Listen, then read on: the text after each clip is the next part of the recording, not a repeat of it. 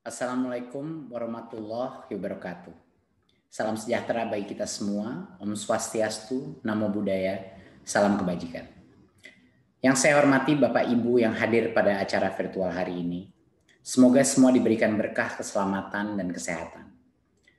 Peningkatan sistem evaluasi pendidikan adalah bagian dari kebijakan Merdeka Belajar yang didukung penuh oleh Presiden Jokowi dengan tujuan utama mendorong mutu pembelajaran dan hasil belajar para murid.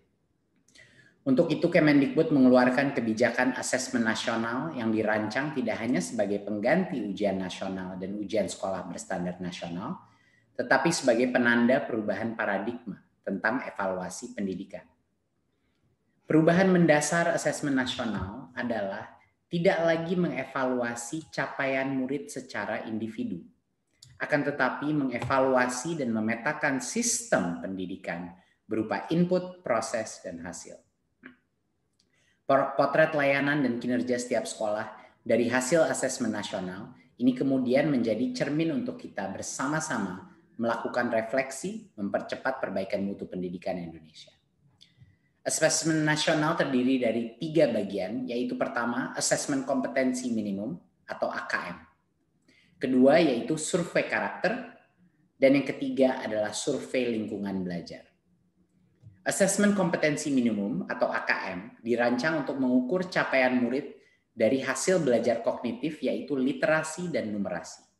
Kedua aspek kompetensi minimum ini menjadi syarat bagi murid untuk berkontribusi di dalam masyarakat, terlepas dari bidang kerja dan karir yang ingin mereka tekuni di masa depan.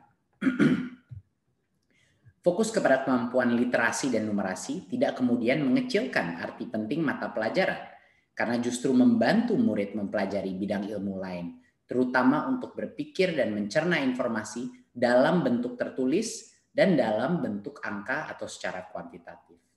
Jadinya kemampuan literasi dan numerasi adalah kemampuan yang akan berdampak kepada semua mata pelajaran yang diajarkan dan dipelajari oleh murid-murid kita.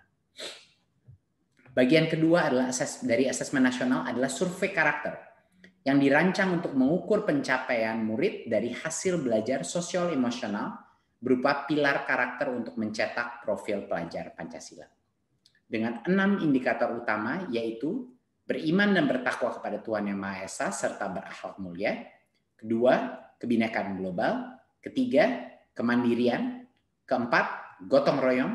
Kelima, bernalar kritis. Dan yang keenam, kreativitas.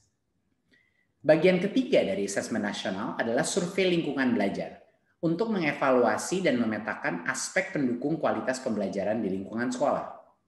Asesmen nasional pada tahun 2021 dilakukan sebagai pemetaan dasar, baseline dari kualitas pendidikan yang nyata di lapangan, sehingga tidak ada konsekuensi bagi sekolah maupun murid.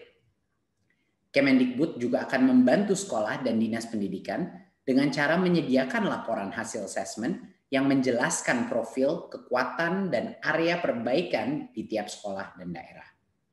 Sehingga sangat penting dipahami, terutama oleh guru, kepala sekolah, murid, dan orang tua, bahwa asesmen nasional untuk 2021 tidak memerlukan persiapan-persiapan khusus maupun tambahan yang justru akan menjadi beban psikologis tersendiri.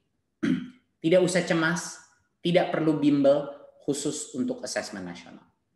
Untuk itu, mari kita semua bersama-sama mendukung pelaksanaan asesmen nasional mulai tahun 2021 sebagai bagian dari reformasi pendidikan Indonesia.